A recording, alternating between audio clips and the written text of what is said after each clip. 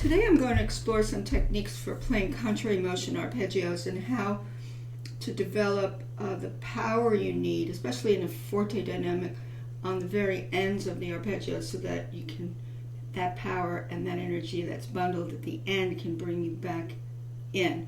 I'm going to start with 3 octaves so you could better see on the video the motion at the end. Now first you need to know, in different kinds of arpeggios with fingerings, what is the fingering. For instance, for C major, G major, and F major, I'm not doing the minors, I'm doing C major, G major, and F major, you'll have the same fingering for the arpeggios. They're all white note arpeggios. So the fingering will be 5, 4, 2, thumb, 4, 2, thumb, 4, 2, thumb, 2, 4. Notice this is a diagonal here. Soft thumb, soft thumb. And your fingers are pretty much extended. Especially if you have small hands, you're going to have to lengthen your fingers a bit for these skips that you have. These are not steps, these are skips. In the right hand, this is parallel motion first. You have thumb, 2, 3. I see my diagonal here of my arm. Now what I'm going to be practicing is a side rotation, because when I go really deeper in the keys for the forte, I get the power with this side-to-side motion. And so I have long finger, readjust, long finger, readjust. So that's parallel motion. So let's say I did an arpeggio in parallel motion, I blocked it out. I would do this, loop over left, I'll try to connect. When you have loop overs, side, and left hand is more lateral, right hand is looping over. Now if I went through 3 octaves and I'm going to play forte, I'd roll into my forte with the triplet. A little faster.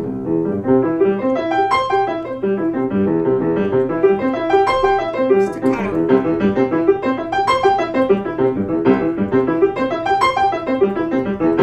So really get the power like this, as opposed to going forward, which doesn't really work for the forte, or doing anything extraneous with the wrist. But the side motion really helps. Now let's say it was here, and I just examined. You can see the side-to-side motion. There. Okay. Now contrary motion would be the opposite direction of the hands. And I would block it out like this, and I'm still going to have that motion, by the way. So we start like this. We have 2, 3, 2, 4 block. Here's our transitional fingers, soft thumb. Here's how we're blocking. We're not zigzagging. We find the placement that's, I ended up with 4 octaves. I'll do 3 after this. Loop around. Loop around. Okay, now if I unravel that into 3 octaves, 1, 2, 3. At the end, I need that power. That can't be 4 octaves, it can only be 3. So it's always going to be 3 octaves, because there's no 4 octaves when you do it in contrary. Really get the power, and I'm going to do it here so you can see it, bringing this an octave down.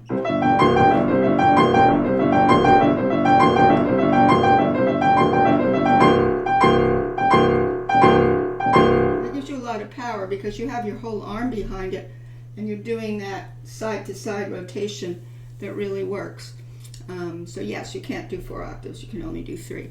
Now I'm going to pick one that is white, black, white. Now the fingering, let's say for D major, is 5, 3, 2, 1. So now no, there's no 4, 2, 1. There's a 3, 2, 1 in the left hand. The other hand has 2, 3 in the middle. So there's a symmetry of the fingers in the middle of the arpeggio. Long finger, loop around. Long finger, I say loop around. Also think of a table when I'm playing. I'm pretty much going along the table. I'm not doing any fancy things with my wrist going forward, because I want to get that stability speed in the upper tempos. So if I block it first this way, you can see how I'm doing it. Loop around left hand.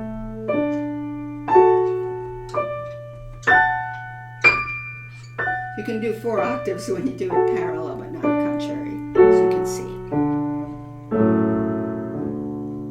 Adjust this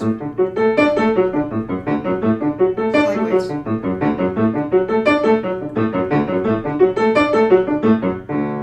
Just trying to show that.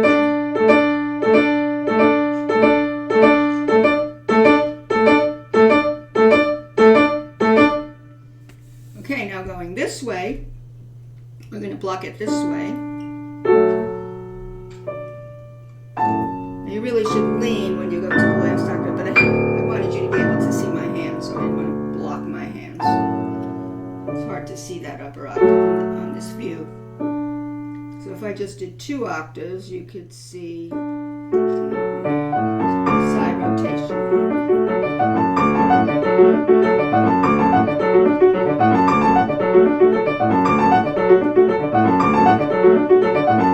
The other thing you should avoid doing is use your, and this happens to me too as well as my students, I notice when they get to the last octave their head bobs forward to sort of reinforce the last octave, and it's taking energy away from your arms and hands, so you have to try to keep your head relaxed and your shoulders of course, and not have your head bob forward just because you're going to that last defining octave.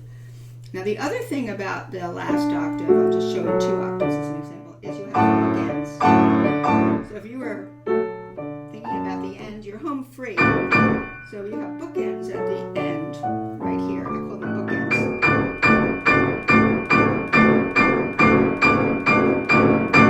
That's where you're already home free because you have a block of 4 notes with 1, 2, 3, 5 in this case, and 1, 2, 3, 5 in that case.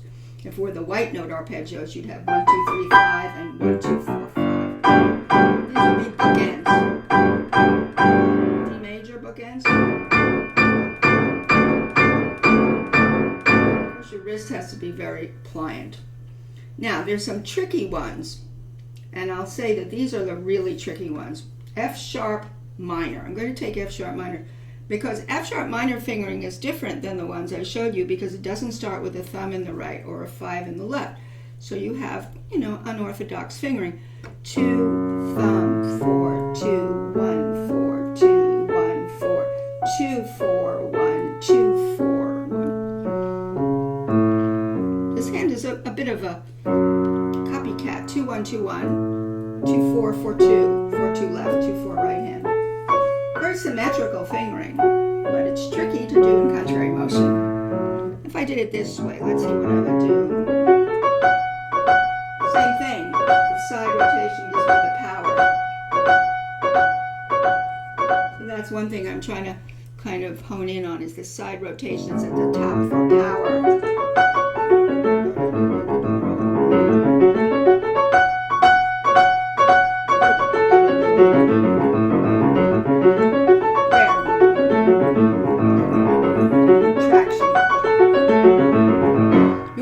Traction. That's another word. I use certain words to kind of as cues for the physical part of it.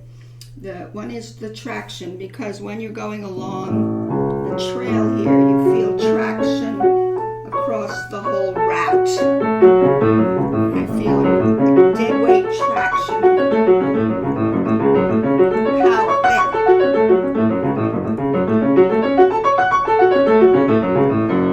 So if I had to stop anywhere on that route, I would feel like I could do a push-up across my hands. Not just not on one finger, but across my hands. For staccato, all you're doing is snipping it out. Keep the traction, keep the arm weight, because we're talking here about a big projection. Always roll in. There. Roll in. There. Roll in. There.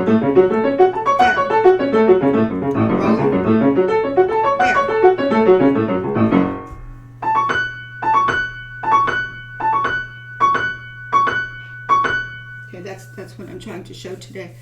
Now, this is the one that's really tricky when you do it in country motion. When you get to that last octave, there's no longer a bookend 4-finger block like I had in C major, like I have in G major, major, I can have an F major, or even B major. I didn't cover B major, but B major.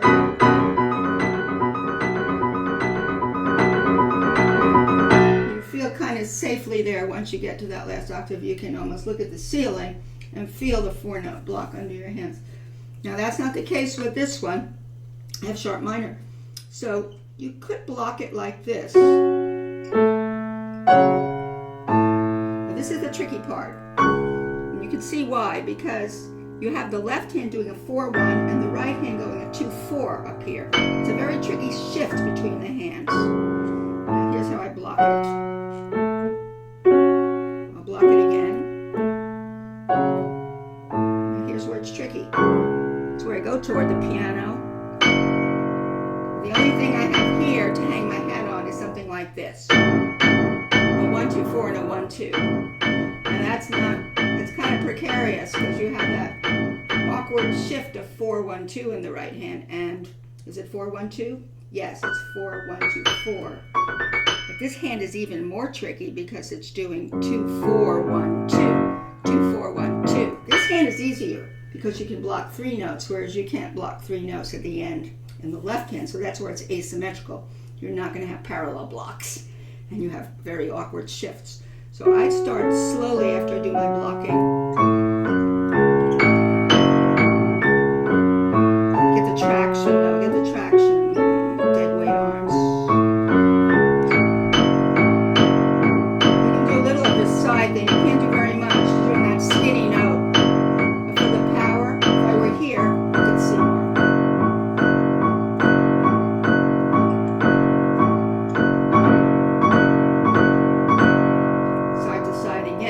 Works. Now,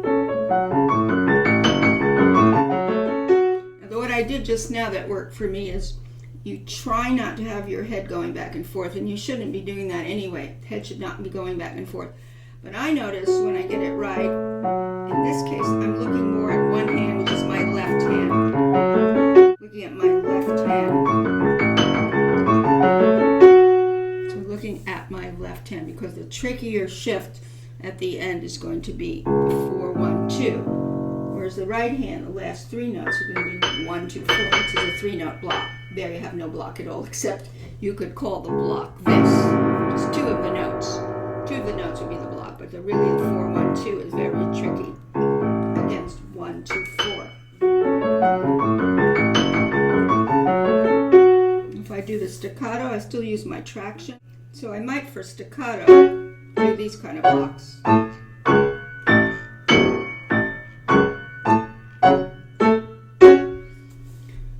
That's a good type of blocking. That's a good type of blocking for staccato, where you have this, thumb, under, thumb, over, over, readjust. Those are very good blocks. Under, thumb. You see how tricky that is. Yeah, so basically that's one of them that is more tricky than the ones that start in root position parallel with a 5 at the beginning and a thumb, are the ones that start with 2, such as A flat major. Tricky one because of the same idea. Same thing as before, except we're in the major key. Loop around. Placement is important. That's for staccato. So legato. You need to know where you're placing your 4-2 on the keys. It's going to be very important. So you drag across, traction.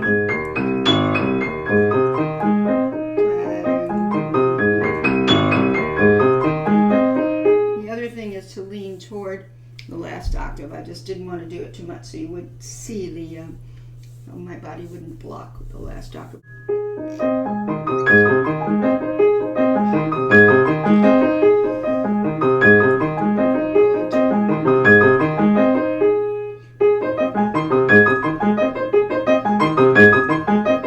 Of course, adding that last octave out there is kind of a blind spot where it goes off the rails. So that's where you can go toward the keyboard. Roll into dead weight arms.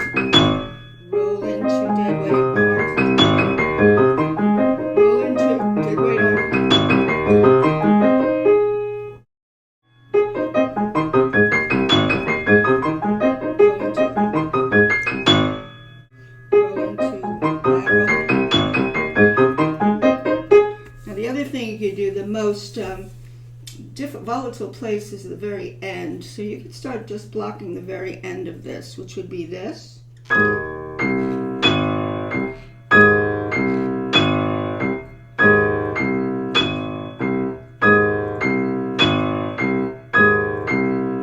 see why that's tricky. Be this, or just this is enough.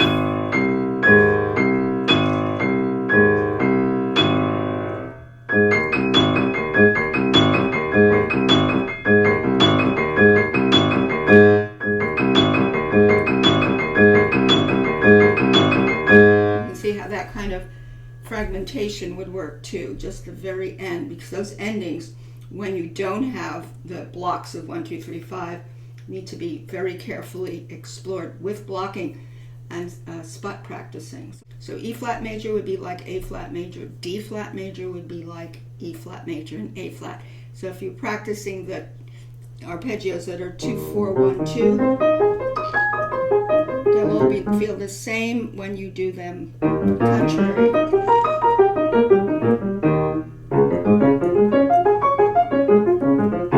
They'll still have the 1, 2, 4 at the end against the 4, 1, 2, which is asymmetrical. So once you practice one variety, you've practiced a few others.